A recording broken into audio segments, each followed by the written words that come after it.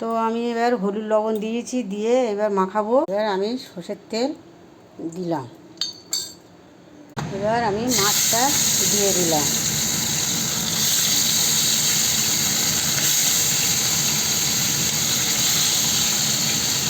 তো মাছটা হয়ে গেছে। আমি এবার মাছটা আর একটু কালো জিরা দিলাম। আচ্ছা, পেঁয়াজ এখানে দিলাম।